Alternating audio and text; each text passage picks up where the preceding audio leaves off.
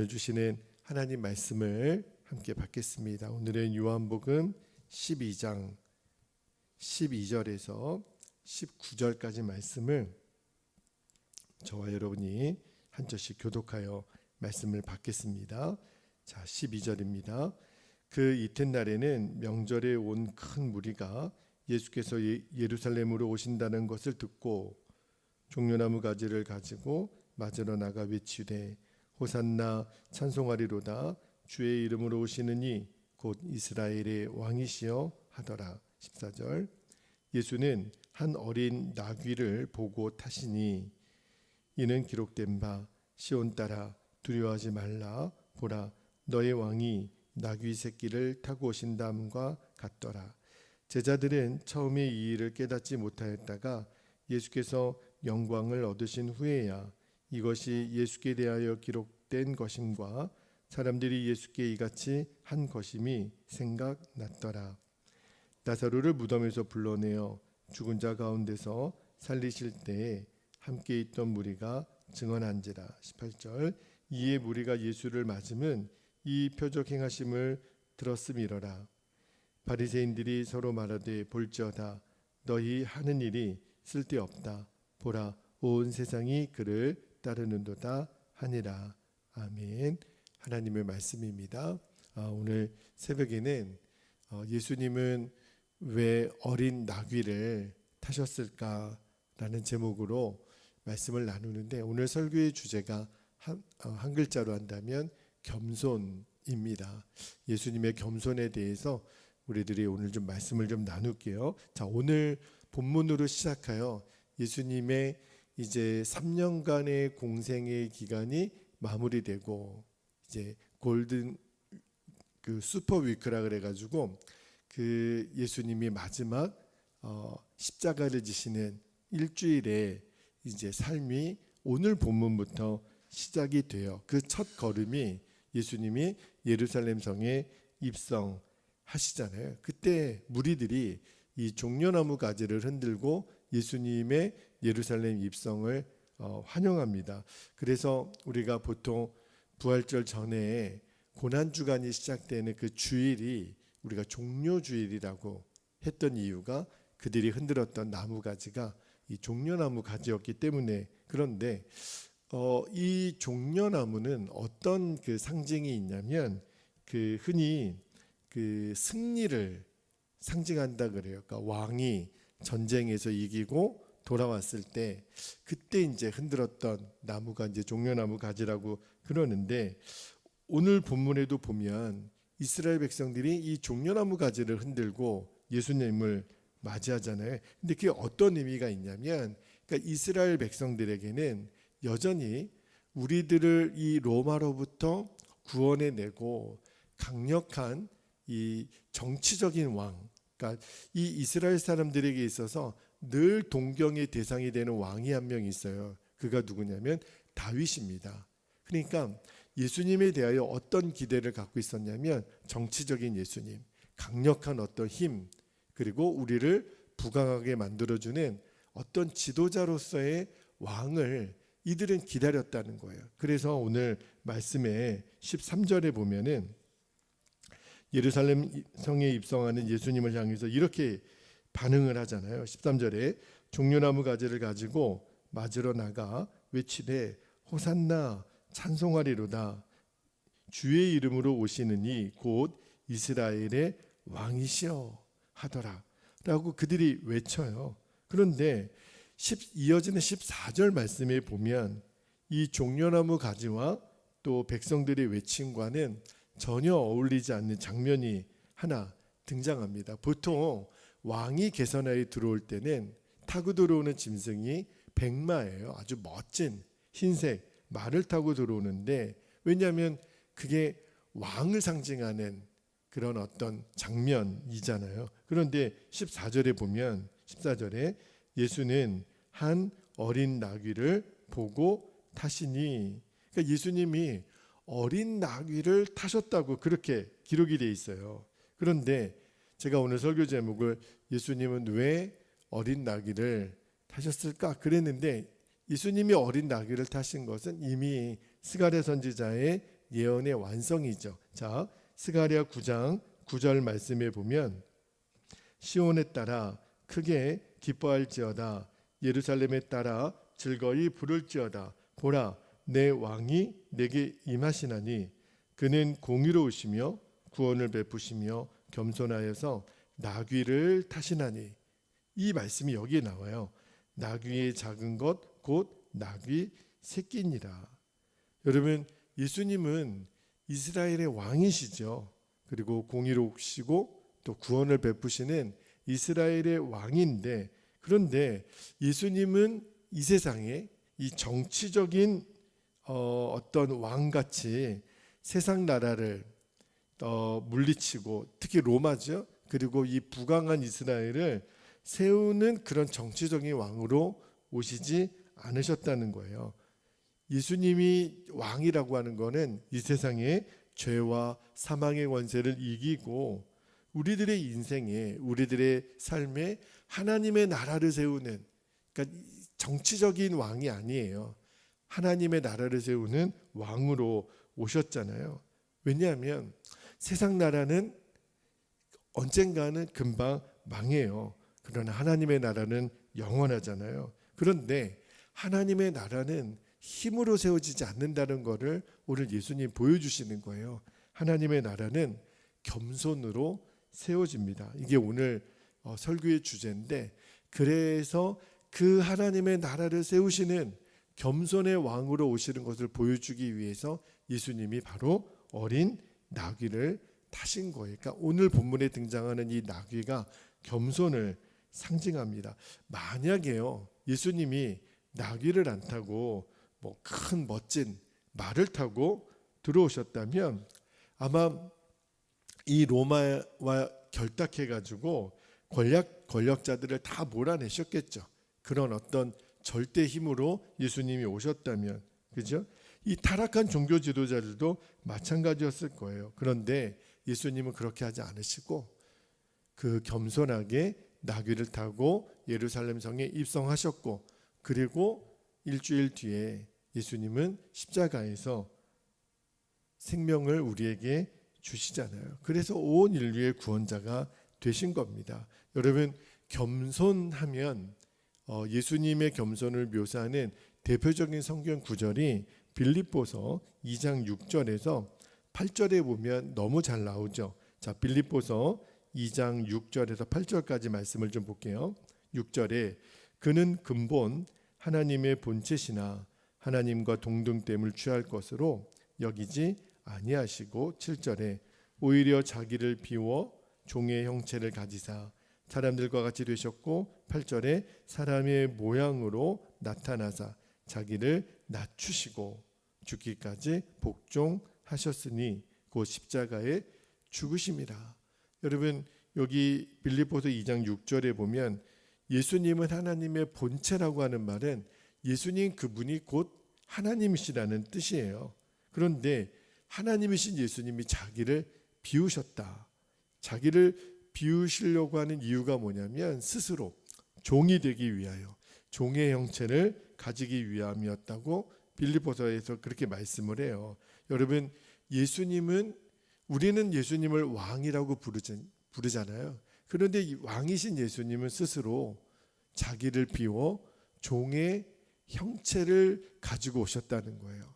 그래서 이사야 선지자가 이 땅에 종으로 오신, 그래서 종의 노래라고 하는 이사야 53장에 그 4절부터 6절까지 이렇게 종으로 오신 예수님을 이사야 선지자는 이렇게 묘사를 합니다. 4절에 그는 실로 우리의 질고를 지고 우리의 슬픔을 당하였거늘 우리는 생각하기를 그는 징계를 받아 하나님께 맞으며 고난을 당한다 하였노라.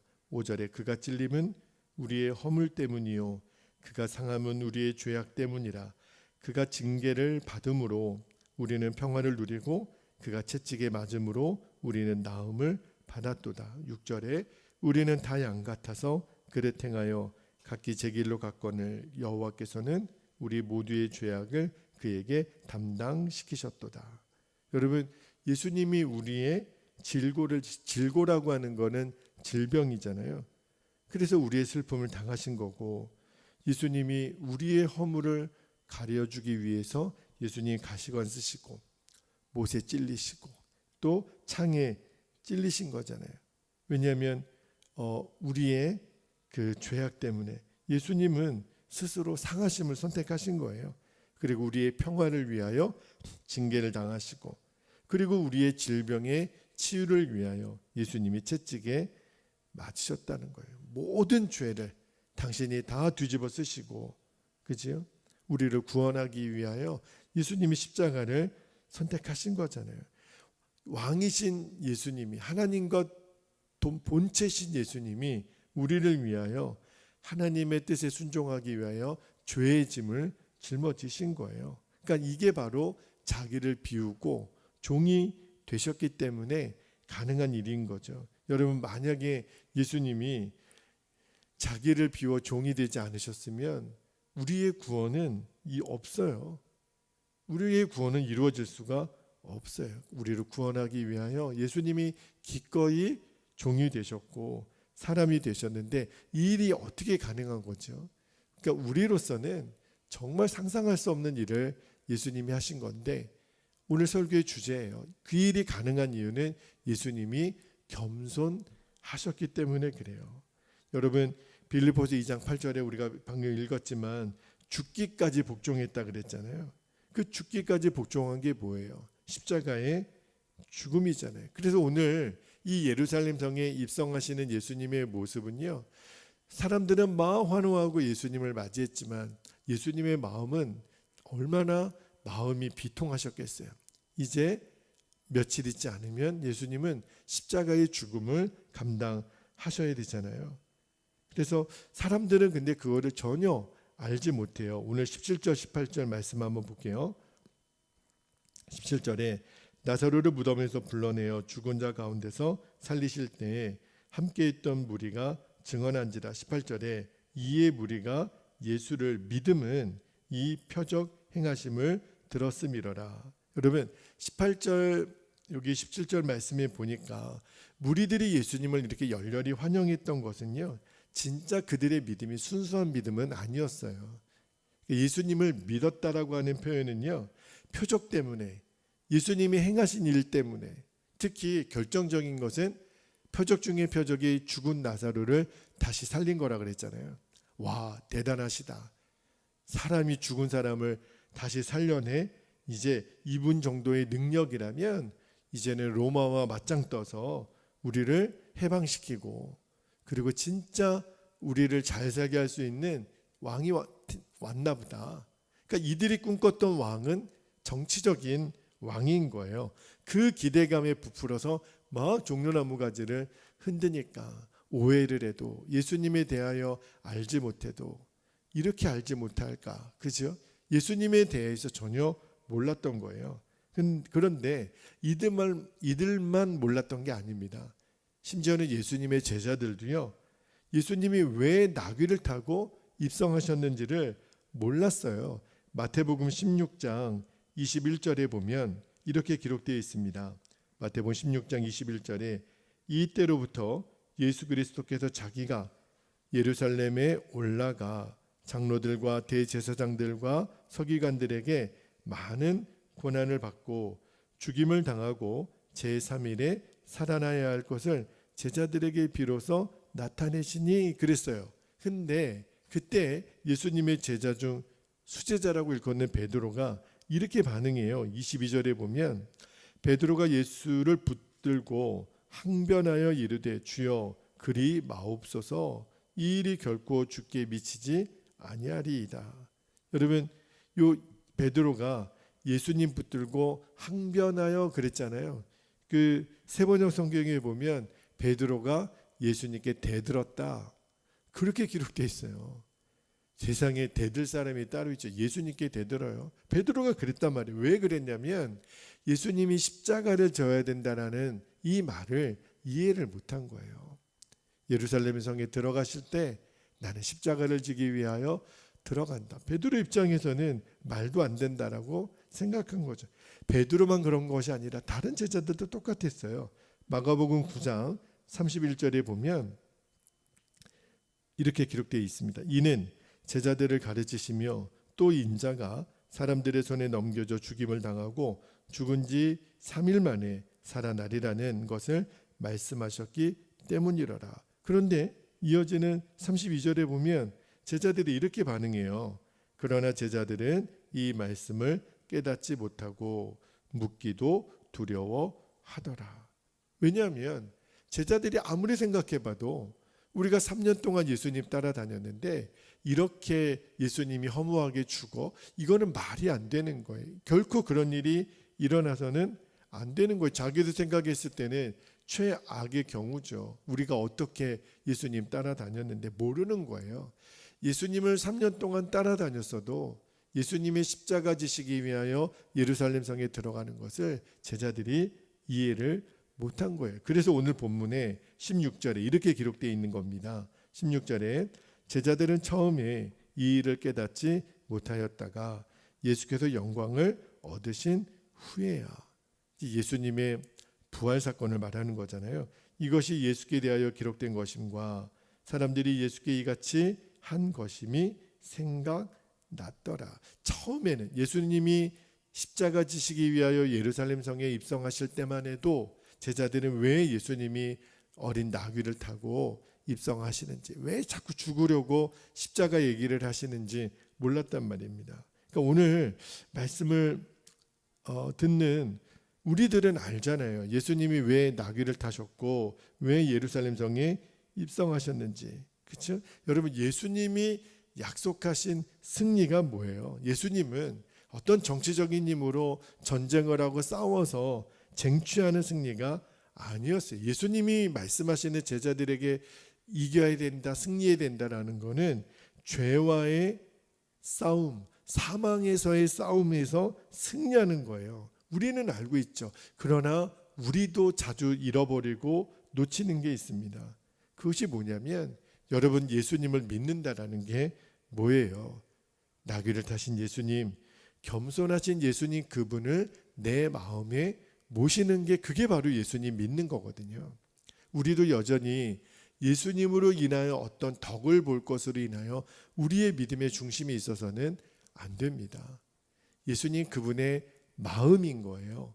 겸손하신 예수님, 나귀를 타고 예루살렘 성에 입성하시는 그 예수님을 내 마음에 모시고 사는 것, 그게 예수님의 왕되심이거든요. 여러분, 제가 조금 전에 빌립보서 2장 6절에서 8절까지 그 예수님의 겸손에 대한 묘사되는 말씀을 읽었는데, 그런데 그 6절에서 8절까지 예수님의 겸손하심을 묘사하는 말씀, 그 바로 앞에 있는 2장 5절 말씀이 정말 중요합니다. 그 말씀을 오늘 붙들고 기도하고 싶은 거예요. 빌립보서 2장 5절에 너무너무 중요한 말씀, 너희 안에 이 마음을 품으라. 어떤 마음이요? 곧 그리스도 예수의 마음이니. 여러분, 우리는 본성적으로 우리는 겸손할 수가 없습니다. 우리가 얼마나 교만해요. 우리는 늘 누가 나를 인정해 주지 않으면 정말 견디기 어려워하는 그런 존재인 거예요. 제가 그래요. 그런데 본성적으로는 우리가 겸손할 수 없지만 어떻게 하면 우리도 예수님처럼 겸손한 존재가 될 수 있을까? 방법은 딱 하나밖에 없어요. 겸손 그 자체이신 예수님의 마음을 내가 붙드는 겁니다. 내 안에 예수님의 마음을 품는 거예요. 여러분, 정말 이제 우리가 눈을 떠야 되는 것이 그 겸손하신 예수님이 내 안에 성령으로 오신 거잖아요. 그러니까 우리가 예수님이 내 안에 오셨다고 해서 그냥 끝나는 게 아니라 내 안에 오신 겸손이신 예수님의 마음을 품는 거예요. 예수님을 붙드는 거예요. 그래서 우리가 계속 믿음으로 고백하잖아요. 나는 예수님 안에 있습니다. 예수님이 내 생명이십니다. 나 마준철은 죽었습니다. 이 고백이 왜 중요하냐면 그래야 우리가 예수님의 마음을 붙들게 돼요. 근데 이 말씀은요, 예수님의 마음을 붙들면 좋겠다 이렇게 하지 않으셨어요. 예수님의 마음을 품으라. 이거는 명령이에요. 선택이 아니에요. 그래서 내일 새벽에는 예수님의 마음을 품는다는 건 뭘까? 그리고 겸손을 통하여 우리에게 주시려는 하나님의 진짜 축복은 뭘까? 그 말씀을 좀 나누기를 원합니다. 자, 이제 오늘 말씀을 붙들고 우리가 기도하겠는데요. 두 가지 기도 제목을 붙들고 기도하기를 원합니다. 첫 번째는 하나님의 나라는 힘으로 세우는 것이 아니라는 거예요. 겸손으로 세우는 겁니다. 그래서 오늘도 주여 나로 하여금 겸손하게 하소서. 그냥 사람들 앞에서 예 하는 것이 겸손이 아니에요. 그래서 두 번째 기도 제목이 중요합니다. 예수님의 마음을 품는 것, 이게 겸손이에요. 나도 예수님의 마음을 늘 품고 늘 겸손의 종으로 살게 하옵소서. 주여, 어린 나귀를 타신 예수님, 예루살렘 성에 입성하시는 예수님, 겸손의 왕으로 오신 거예요.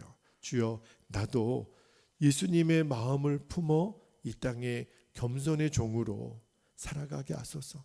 우리 가정에서, 교회에서, 직장에서, 이 땅에서 주님, 예수님처럼 이제 나도 어린 나귀를 타고 예수님 따라가는, 예수님의 마음을 품는 겸손의 종이 되게 하옵소서.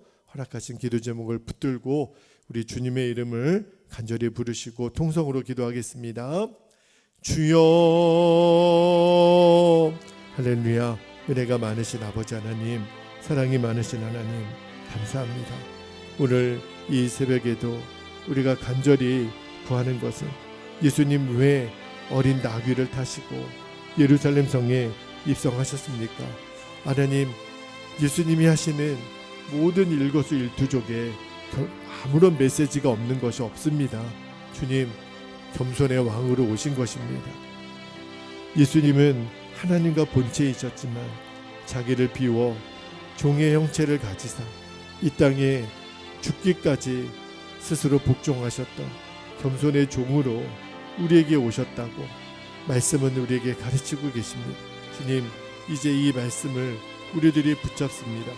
하나님의 나라는 힘으로 세우고 권력으로 세우고 정치적으로 세우는 것이 아니라 하나님의 나라는 예수님처럼 겸손으로 낮아짐으로 죽기까지 복종함으로 자신을 비워 하나님의 뜻을 이루는 순종함으로 세워지는 하나님의 나라인 것을 아버지, 우리가 오늘 말씀을 통하여 이제 온전히 붙들게 되기를 원합니다. 그래서 예수님 우리에게 가르쳐 주신 겸손을 우리들도 하나님 온전히 나의 것으로 삼기를 원합니다. 그러나 이것은 나의 본성으로 세울 수 있는 것이 아님을 압니다. 주님, 우리의 본성은 끊임없이 인정에 목마르고 칭찬받아야 되고 대접받아야 되고 이것이 우리들의 정말 본성입니다. 그러나 우리는 이미 이 악한 육신의 본성이 예수님 십자가에서 죽으실 때 나도 함께 죽음으로 처리되었음을 이제 믿음으로 선언하고 고백합니다. 나는 죽었습니다. 예수님 내 생명이십니다. 겸손이신 예수님 나의 생명이시니 이제 우리가 붙드는 것은 예수님의 마음입니다. 너희 안에 이 마음을 품으라. 곧 그리스도 예수의 마음이라고 했습니다. 주님, 오늘도 내 마음에 낙심이 찾아오고 분노가 찾아오고 곤고함이 찾아오고 그때마다 하나님 늘 우리가 고백합니다. 예수님, 나는 예수님 안에 있습니다. 예수님의 마음을 품습니다. 아버지, 그래야 우리가 죄에 휘둘리지 아니하고 마귀의 역사에 휘둘리지 아니할 수 있습니다. 오늘도 우리 사랑하는 베델의 모든 성도들 안에 주님 이 은혜가 충만히 임하기를 원합니다. 곧 그리스도 예수의 마음을 품어 이제 우리들도 겸손의 종으로 이 땅을 살아가게 하시고 이 땅의 진정한 평화는 하나님의 나라의 완성은 겸손으로 세워지는 것임을 오늘도 예수의 마음이 내 안에 완전히 붙들려져서 오늘도 우리를 겸손의 도구로 쓰옵소서. 우리를 사용하여 주옵소서. 사랑하는 오늘 우리 베델의 모든 가족들을 축복하소서. 복의 복을 더하소서. 오늘도 영과 혼과 육이 주 안에 강건하게 하소서. 우리들이 심령이 무너지지 않게 하소서. 하나님의 영광, 주의 뜻을, 주의 나라가 오늘도 우리 안에 세워지는 은혜가 있게 하소서. 추워지는 날씨에 건강을 지켜주시고 아버지 하나님, 육신이 연약하여 주의 일을 감당하지 못하는 일이 없게 하시고 오늘도 불꽃 같은 눈동자로 우리 사랑하는 성도들 한 사람 한 사람을 지키소서. 주님 붙들어 주옵소서. 주의 마음을 오늘도 견고히 우리들이 붙들고 나아가게 하옵소서. 흩어져 있는 주의 모든 자녀들을 주님 지키소서. 주님 동행하소서. 주님이 그렇게 우리 안에 역사하실 것을 기대합니다. 아버지 감사합니다. 오 주님 감사합니다.